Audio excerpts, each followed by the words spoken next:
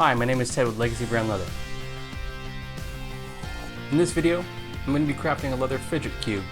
This is our third episode of What the Scrap, where I take leather scraps and turn them into some fun projects. So, let's get to it. So I was sitting there trying to figure out what sort of video I could do this week, and was messing around with a little scrap piece of leather when I decided that, you know what, I'm just going to make a fidget spinner thing. I grabbed a scrap piece of buck brown harness leather, 6 to 7 ounces thick from Wicket and Craig, and started making some cuts. This was roughly 1.25 inches by 2 inches long. Once I've gotten that shape, I just started making some other rough cuts. Now I would have done this a little bit differently. I would have gone with a larger oversized piece of leather that I would stack and then cut the edges flush. This would have then led to a better looking edge for the end result. But I was just kind of having some fun, and I ended up gluing the stack of 6 pieces together. Here I'm just using some EcoWeld water-based glue. I glued them together with the top of the leather facing the outside on both of the top and bottom. When I was gluing another piece at the top, I did a rough sanding so that the glue would adhere a little bit better. Once those were all glued up, I then put it under my press. I waited about a half an hour, but I would recommend waiting a full hour or maybe even overnight to ensure that the glue is set.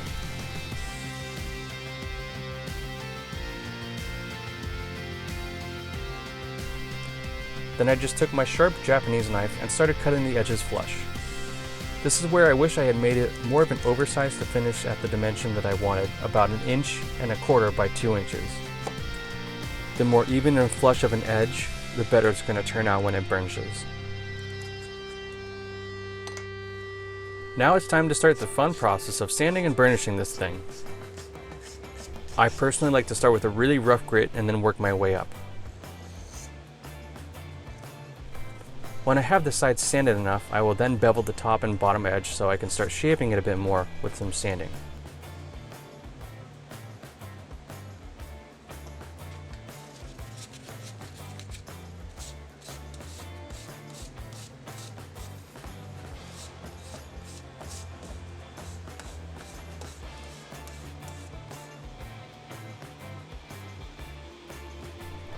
Once I've gotten the edge to a nice soft texture, with all the fibers laying down, I then start to burnish with some water and some canvas. I'm using a paper towel to hold this so I don't impart any sort of oils in my skin onto the leather. It's starting to look good with just some water and some canvas, but we're going to sand it a bit more, then apply some toconol and keep burnishing.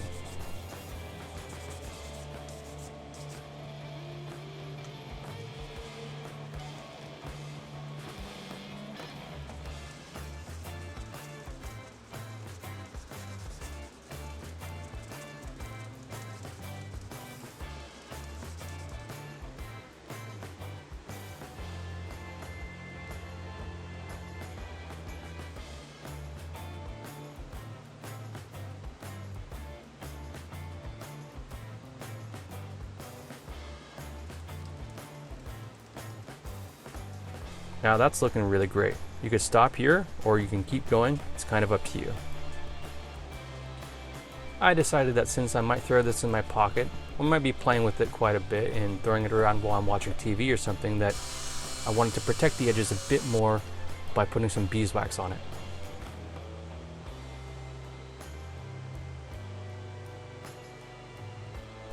That's pretty much it. Let's take it out for a spin.